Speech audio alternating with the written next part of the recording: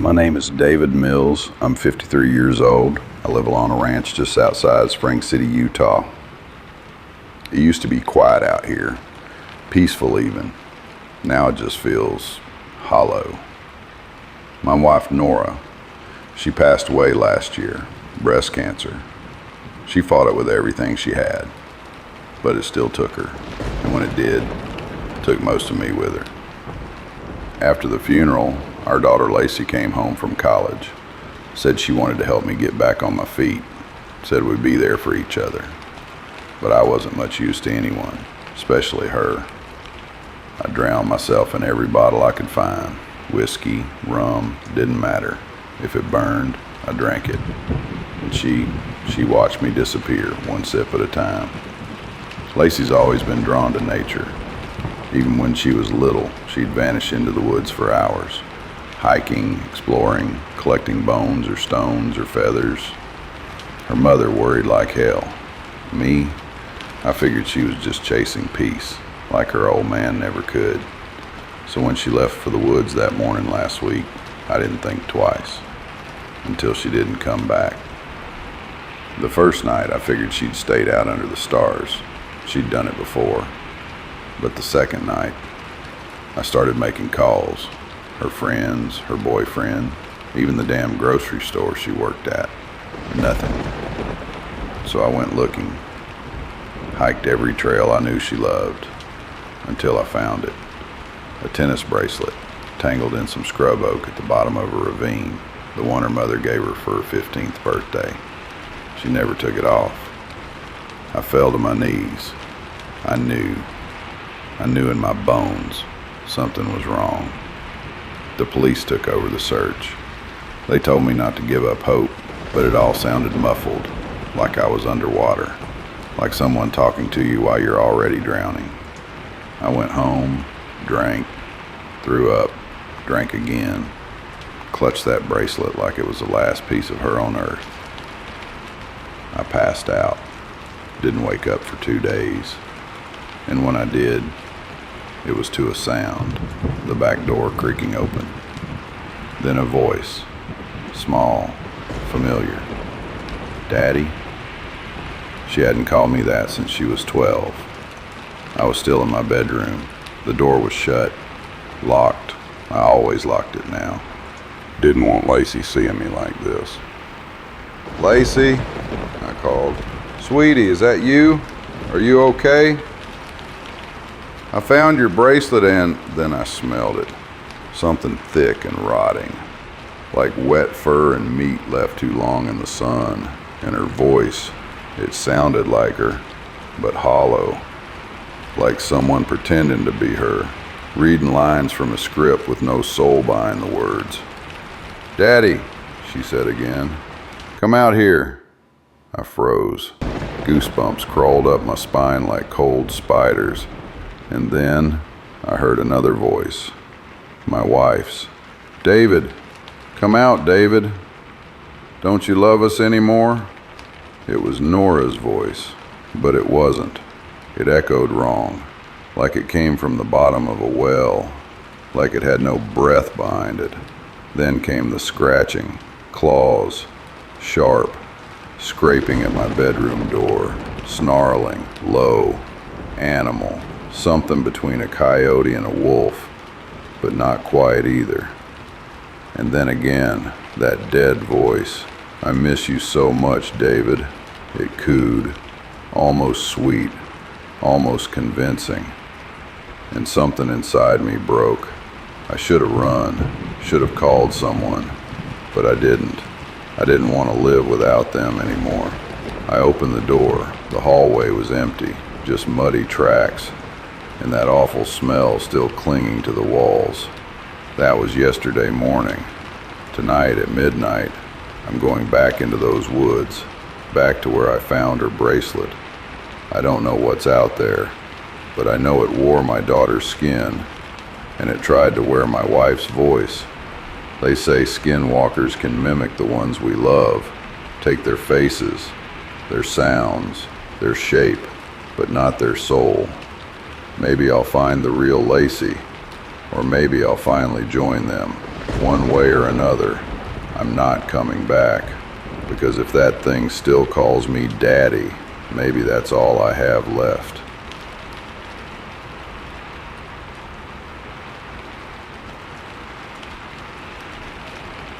My name's Ethan Sullivan. I'm 15, freshman at Roosevelt High. There's not much that sets me apart from any other ninth grader. I like video games, basketball, sleeping in on weekends, and messing around with my best friend, Robbie. Well, my only friend now, at least the only one who's here. My real best friend? Jason Mobley, Jace. We've known each other since first grade, used to be inseparable. Then his family moved to Oregon last March. Ever since, it's felt like someone took a piece of my life and left a gaping hole. We still talk over Xbox, text sometimes, but it's not the same. It's like when someone dies and you dream about them. You can see their face and hear their voice, but you know deep down they're gone. Tuesday night, like every Tuesday, was my turn to take out the trash. Not a glamorous chore, but I'd do it without complaint most weeks. Only this time I put it off. Got caught up in a long gaming session with Chase and Robbie. Marvel Rivals, loud banter, pizza rolls, the works. When I finally logged off, it was 1:03 a.m. Technically Wednesday now. I cursed under my breath, grabbed the kitchen bag, emptied the bathroom bin, then the one from me and my little brother Trey's room. Trey was passed out cold, snoring with his blanket wrapped around his head like a cocoon. I envied him. I hauled the bags to the side of the house where the big black garbage barrel was parked. One of those heavy-duty commercial ones with busted wheels and a lid that never stays shut. I tossed everything in and began rolling it down the gravel path toward the curb. That's when I noticed something weird. It was dark. I don't mean just late night dark. I mean pitch black, the kind of dark that eats light. Our porch lights were on behind me, a warm halo spilling across the concrete, but it stopped abruptly at the edge of the driveway, like the air itself was swallowing it. I squinted toward the street and realized I couldn't see the cul-de-sac. No trees, no cars, no houses across from ours. Just black. Even the sky was gone. No moon, no stars, no clouds. Just a yawning, empty void stretching in every direction. I stood still, hands gripping the garbage can handles. My skin prickled like it knew something I didn't. That's when the smell hit me. Rotting meat, wet soil, a sickly sweet stench like roadkill left to stew in the sun. My nose burned and my stomach flipped. I gagged and stumbled a step back, but the barrel tilted and creaked, so I steadied it with shaking hands. Then I heard it. "Hello, Ethan." The voice came from the dark. Smooth, flat, familiar. My heart skipped a beat. It sounded just like Jace. I froze. "Jace?" I called out, my voice cracking in the middle. "Is that you?" "Yes," it replied. But something was wrong. It said the word like it had to taste it first. Like it didn't know how to make sounds and was just mimicking a memory. There was no emotion behind it. No cadence. No life. Then it said, "Up for a game of basketball?" Each word came with an awkward pause, like it was assembling a sentence from spare parts. My breath caught in my throat. "Think fast." That was something Jace used to say all the time, right before whipping a basketball at me when I wasn't looking. A reflex kicked in. I threw my hands up instinctively and caught something. It was soft, heavy. Hair brushed against my palms. For a moment, I didn't understand. Then I realized there was no rubber texture, no bounce, no ball, just hair, and skin.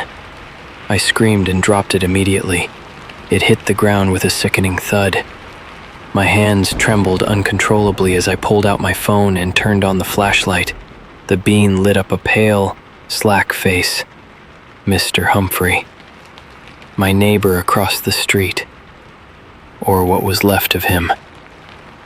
His severed head lay in a pool of thick, tar-like blood, eyes wide and glassy, mouth open in a final silent scream. His cheeks were streaked with black ooze, and his tongue hung limp like a strip of raw meat. My scream came out hoarse and broken. My phone slipped from my fingers, hitting the pavement with a hard crack and landing face up. The flashlight clicked off. I fell to my knees and vomited. The sound raw and ugly. The acidic taste burned my throat. The reek of bile joined the already unbearable stench in the air. I wanted to run, scream, wake my parents, but my body wouldn't listen. Then something moved. A shape peeled itself from the black. It was a silhouette at first, tall and twitching, with limbs too long and wrong. Then light, just a sliver from the porch, glinted off something wet and red. It stepped forward. Not Jace, a mockery of him. It had his face, kind of, like someone had tried to recreate it from memory, but forgot what human skin looked like. Its cheeks stretched too far, revealing black gums and uneven teeth. Its eyes, they were mine. Not like my eyes, they were mine. I whimpered, crawling backwards on my hands, until I slammed into the overturned garbage barrel. The thing smiled, head tilting like a curious dog. "Come on, Ethan," it hissed. The way it drew out my name made me feel sick all over again.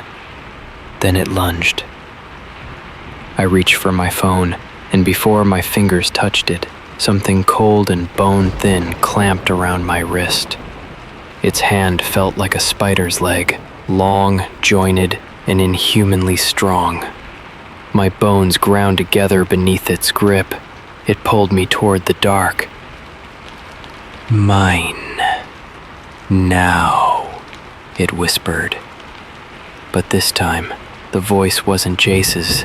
It wasn't anyone else's either. It was mine.